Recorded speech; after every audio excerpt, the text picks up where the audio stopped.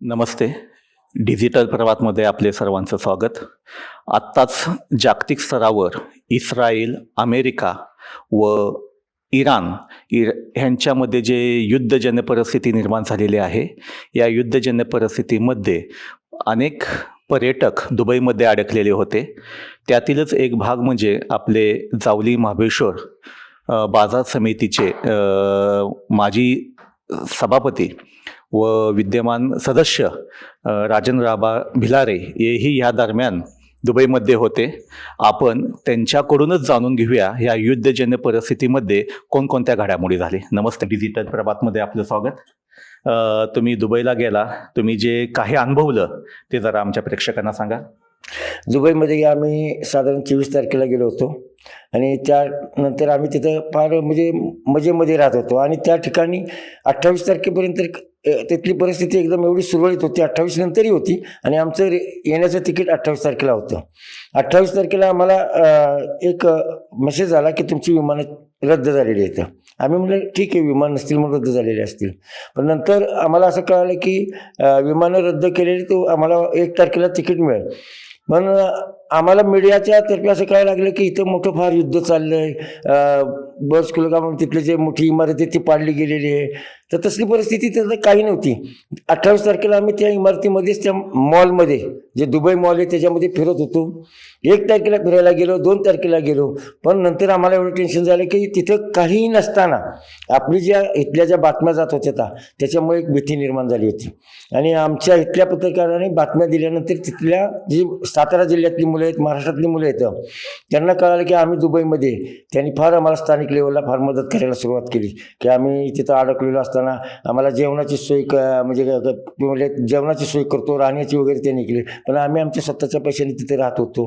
आम्ही महाराष्ट्रातल्या आपल्या सगळ्या मुख्यमंत्री साहेब, उपमुख्यमंत्री साहेब त्यांच्या तिवटी साहेबांशी संपर्क साधत होतो किंवा विमानं चालू झाली तर आमचं त्याच्यात नावं घ्या, आम्ही त्याचं येण्याचा प्रयत्न करू. पण दुबईमध्ये स्थानिक 6 तारखेपर्यंत अशी कसल्याही प्रकारची युद्धाची परिस्थिती नव्हती. आणि आत्ता ऐकायला ते आम्हाला माहिती नाही, पण जोपर्यंत आम्ही तिथं होतो त्यापर्यंत तिथं काही तसं नव्हतं.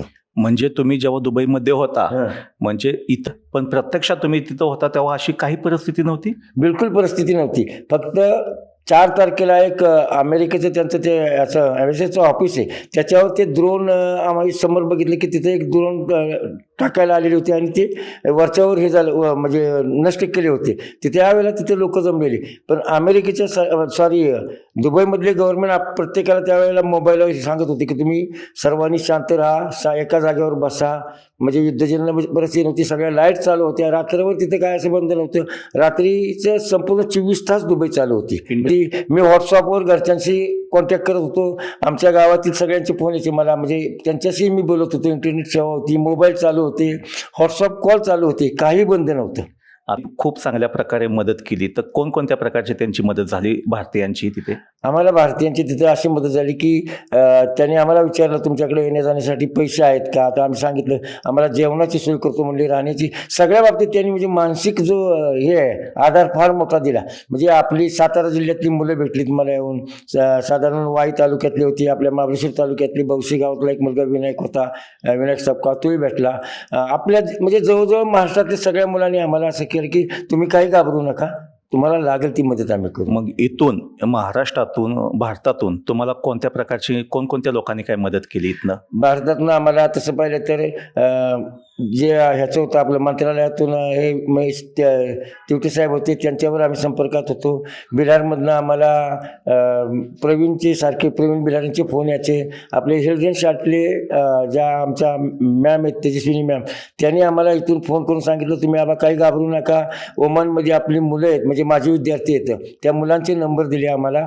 तुम्ही दुबईला जर विमानसेवा बंद असली तर तुम्ही ओमानला डायरेक्ट निघून जा, त्यांनी सल्ला दिला आम्हाला. म्हणजे आपल्या भिलारमधली जी पोरं ओमानची जी शिकत होती त्या म्हणजे आपली इथनं जी शिकून गेलेली तिथं मुलं आहेत त्यांची मदत चांगली झाली का आपल्याला? चांगल्या प्रकारे आम्हाला त्यांची मदत झाली. त्यांच्या एवढी मदत झाली की आम्हाला त्यांनी सांगितलं आम्ही तिकीट काढून देतो, तुम्ही ओमानमध्ये पोचल्यानंतर आमच्याशी कॉन्टॅक्टमध्ये राहा. आणि आमच्याबरोबर जे अश्विन गावडे होते त्यांनी ओमानमध्ये त्यांचा एक मित्र आहे सदाशिव म्हणून, त्यांच्याशी संपर्क साधला. आम्हाला तिथून सदाशिव त्यांनी गाडी पाठवली, म्हणजे आपले भारतीयच आहेत ते आणि महाराष्ट्रातले आहेत गडचिरोलीचे. त्यांनी गाडी ओमानचे ड्रायव्हर वगैरे दिले आम्हाला. आम्ही ओमानच्या एअरपोर्ट पोचेपर्यंत बिलारवरून तेजस्वी मॅडम आणि ओमानची जी मुलं आहेत विद्यार्थी हिलड्रेनची ते आमच्या कॉन्टॅक्टमध्ये होते. येताना असं काय दरवाढ झाली का, तिकिटामध्ये दरवाढ होणं अशी का? हो, भरपूर झालं. साधारणतः तुमचे 15-16 हजाराचं तिकीट होतं ते 70-75 हजार तिकीट पैसे भरले की विमानातनं सेवा मिळत होती. म्हणजे त्या पैशात विमान सेवा मिळत होती, तर मग बाकीची विमाने का बंद होती ते, म्हणजे फार आर्थिक मिळवणूक जास्त केली म्हणजे संपूर्ण आपल्या भारतीय लोकांची. आज भिलारमध्ये येऊन कसं वाटतंय? आपलं दुबई बरं का भिलार बरं आहे? नाही नाही, आपली मायभूमी कधी चांगली. दुबईचा हा कायमचा माझ्या अनुभव लक्षात राहील. म्हणजे मी तिथं दुबईला गेलो, मला तिथं काय वाटत नव्हतं, पण घरच्यांचे जेव्हा फोन मोबाईल इथे चालू झाले, म्हणजे माझ्या गाववाल्यांचे झाले, म्हणजे तात्या असो किंवा नितीन दादा, प्रवीण शेठ, शशी बापू, हे सगळ्यांचे जेव्हा फोन यायला लागले तेव्हा मला वाटलं माझ्या गावी किंवा घरी पहिलं गेलं पाहिजे. धन्यवाद आबा. आत्ताच आपण राजू आबा यांच्याशी चर्चा केली. यांनी जे काही दुबईमध्ये ह्या 4-5 दिवसामध्ये अनुभवलं ते आत्ता आपण त्यांच्या मुखातून ऐकलं. आबांनी दुबईचा जो प्रसंग सांगितला की जो तिथं प्रसंग आहे, युद्धजन्य परिस्थिती आहे आणि इथं जी रंगवली जात आहे यात खूप फरक आहे, असं आत्ता आपण आबांच्याकडून ऐकून घेतलं. अशीच परिस्थिती दुबईमध्ये चांगल्या प्रकारची आहे. पर्यटकांचे कोणत्याही प्रकारचे हाल होत नाहीत आणि महत्त्वाचं म्हणजे जे स्थानिक लोक आहेत, जे इथनं भारतातून तिथं शिफ्ट झालेत, तेही चांगल्या प्रकारे सर्वांची काळजी घेत आहेत. त्यामुळे कोणीही कोणत्याही अफवांवर विश्वास ठेवू नये, हीच डिजिटल प्रभाततर्फे सर्वांना एक आव्हान करण्यात येत आहे.